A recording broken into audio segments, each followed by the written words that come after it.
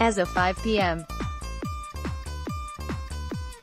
ET on Friday, a fundraiser started by a couple on Facebook had raised nearly $19 million to help reunite families separated under President Donald Trump's new border policy. Nearly 500,000 people had donated, nearly 500,000 had shared it.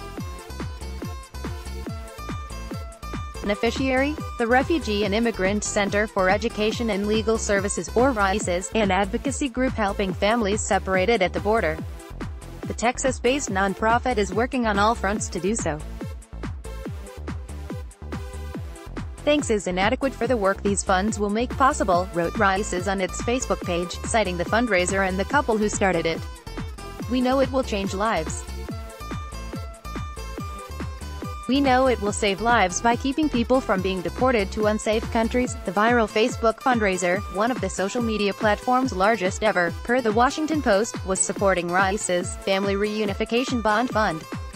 The bond fund supports legal services and funds for parents who have to surmount expensive immigration bonds before they can be released from U.S. custody back to their families.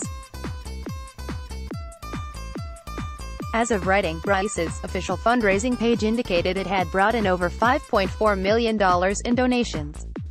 Multiple celebrities have shared their support for the nonprofit over social media in the last week, including with donations of their own. On Tuesday, officials in the Trump administration confirmed that over 2,300 children had been separated from their parents as a result of its new zero-tolerance policy since its implementation in early April. The policy mandates prosecution of every person who crosses the U.S. border illegally, thereby forcing the separation of parents awaiting trial and their children.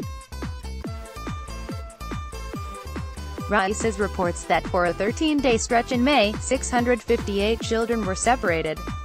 In response, there has been global outcry over the massive uptick in family separations at the border, as images, videos, and audio have gone viral, depicting traumatic scenes at the border.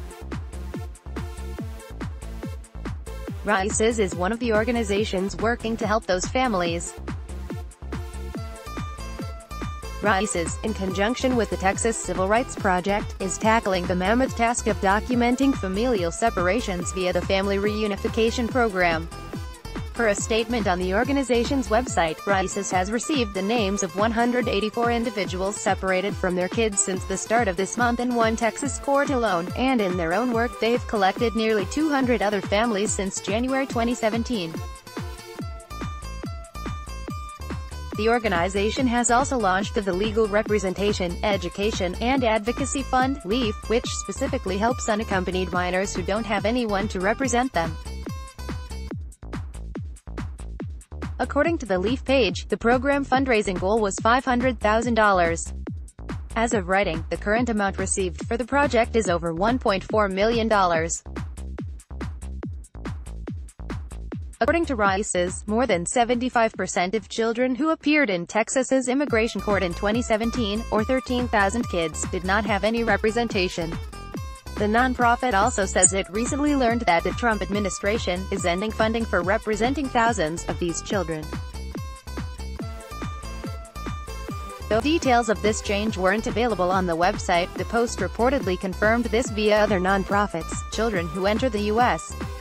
alone are automatically sent to the Office of Refugee Resettlement, or housed under the Department of Health and Human Services (HHS).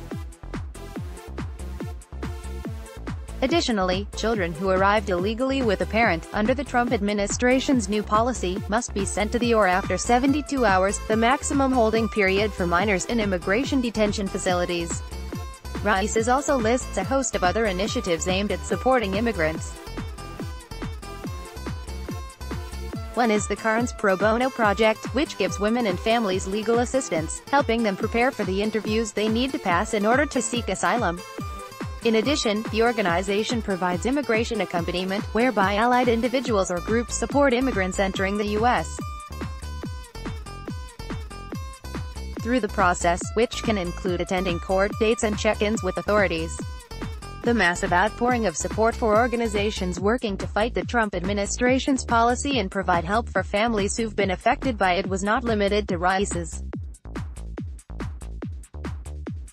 The American Civil Liberties Union (ACLU), for example, has been receiving a hard amount of funding from donors following the news of family separations.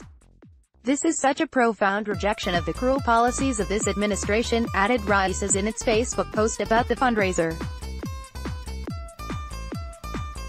"There are terrible things happening in the world.